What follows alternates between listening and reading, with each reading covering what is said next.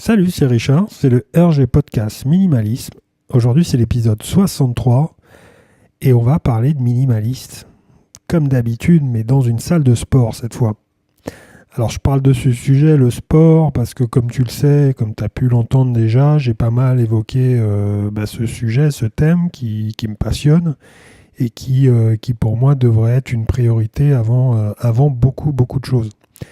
Je pratique la course à pied depuis quelques années déjà. C'est quelque chose qui me permet d'être beaucoup plus équilibré et puis avoir une certaine liberté parce que j'ai pratiqué aussi des sports collectifs et autres.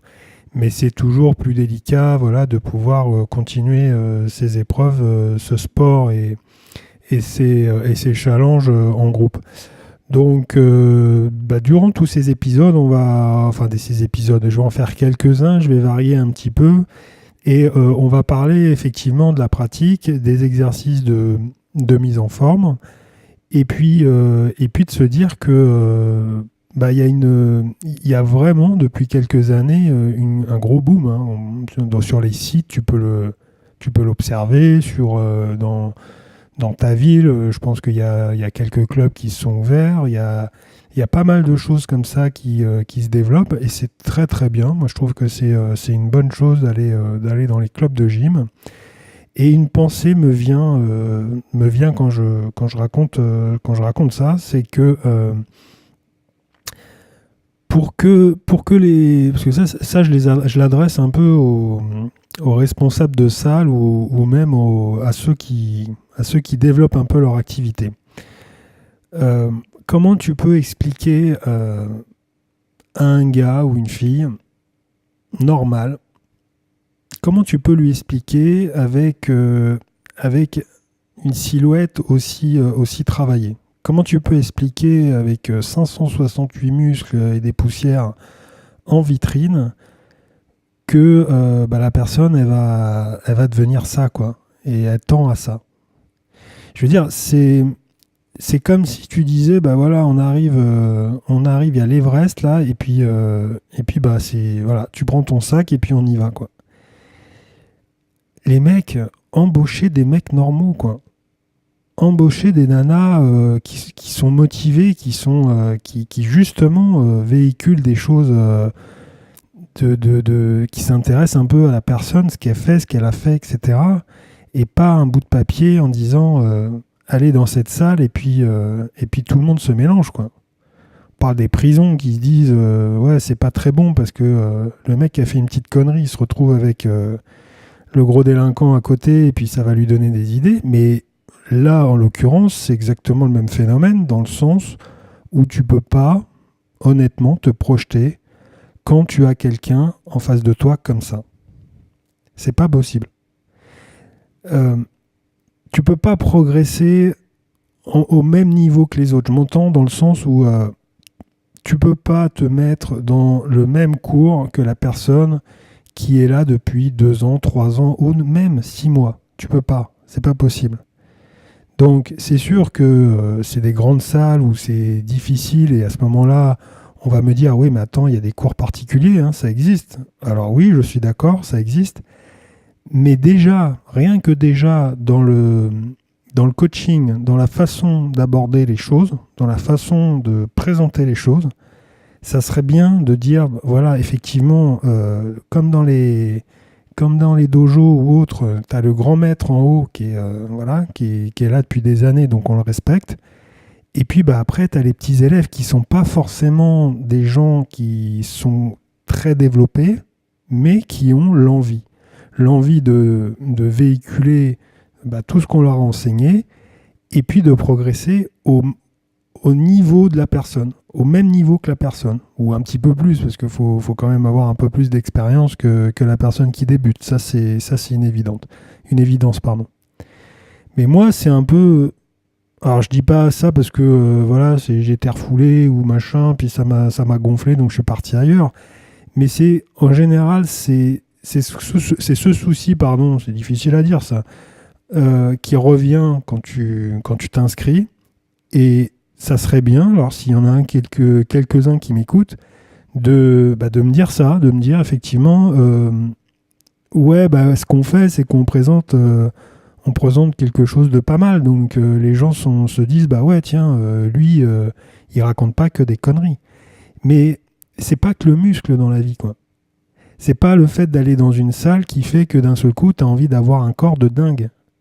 Il y a une majorité de gens qui sont comme ça, mais il y a aussi une partie des gens qui ont envie de se sentir bien. Il y a une partie des gens qui n'ont jamais fait de sport, qui démarrent quelque chose parce qu'il y a eu une remise en question, il y a eu une fin d'année, il y a eu des résolutions, des choses comme ça, un accompagnement. Donc il faut les projeter, faut leur donner envie de progresser gentiment et de se dire que voilà, bah moi je veux pas être non plus hyper développé.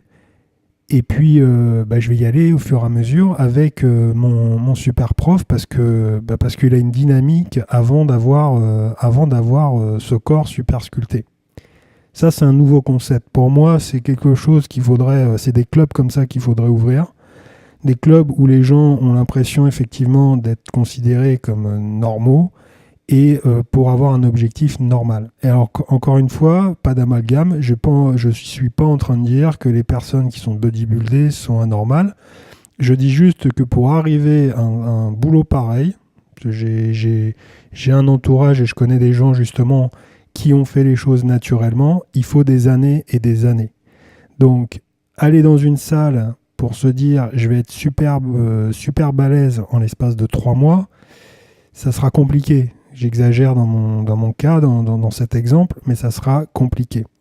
Il faut y aller étape par étape. Et la première étape, ça consiste à visualiser quelque chose d'atteignable.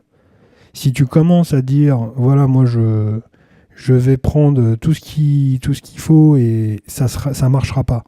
Et en plus de ça, au bout d'un moment, c'est la motivation qui va jouer tout le long du parcours et à un moment donné, ça sera plus évident. Donc commencez par étapes, quoi. Faut impliquer les gens, faut que les gens soient concernés. Et si la personne elle arrive la première fois dans une salle, il faut pas qu'elle ait cette impression de compétition. Donc faut essayer au mieux, hein, je sais pas après si c'est gérable, mais au mieux de faire des groupes, quoi. Moi, quand j'avais l'occasion de pouvoir courir en groupe comme ça, de temps en temps, en entraînement, on faisait des sorties d'une heure et demie. Bah, les groupes étaient diversifiés, mais surtout les groupes étaient en fonction des cadences. Si toi, tu avais un bon niveau, mais tu voulais juste faire un petit décrassage parce que la veille, tu avais fait plus compliqué, bah, tu allais avec un groupe qui courait peut-être avec énormément de débutants parce qu'au début, tu peux pas avoir la même cadence qu'un Kenyan, quoi. Donc, c'est prendre les choses comme ça, comme un jeu, encore une fois, parce que la vie, ça doit être un jeu, et se dire que bah, on est tous sur au même niveau si on accepte un groupe. Mais le fait de rentrer comme ça avec en face quelqu'un qui nous pousse d'entrer parce qu'il a complètement oublié qu'il avait eu un niveau peut-être encore plus inférieur avant,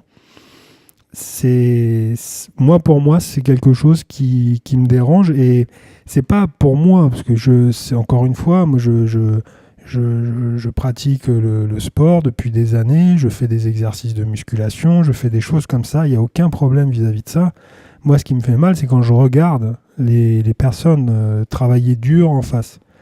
Donc, pour moi, ça devrait être comme ça, avec des groupes, en dévisant les cadences, les niveaux, et avoir en face quelqu'un d'un peu plus pédagogue dans le sens d'être plus pédagogue que d'avoir l'image, que d'avoir la photo classique, et puis avoir quelqu'un comme ça qui est vraiment au-dessus, qui est responsable et qui lui, parce que ça fait des années, parce qu'il a fait de la compétition, parce qu'il a un niveau et visuel, bah, montrer que la salle, le club, le site, c'est pas que des voilà, c'est pas du n'importe quoi et qu'il y a des résultats, mais il faut du temps.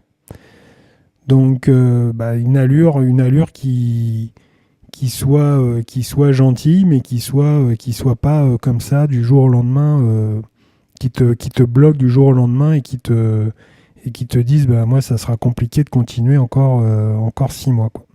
Faut pas fausser quoi. Faut pas fausser la vision. Faut pas qu'elle soit usée d'entrée. Faut présenter les choses pour que les gens tous les jours comme ça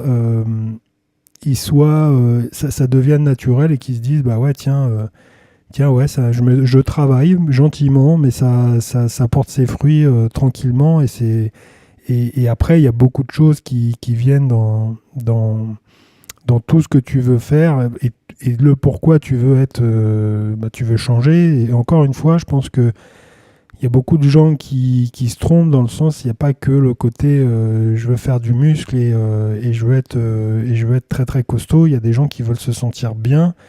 Il y a des alternatives et tu le vois, parce qu'il y a des gens comme ça qui sont plutôt dans la passion de se dire bah, moi je préfère aller dans une salle de boxe ou faire des longueurs à la piscine donc, ou courir.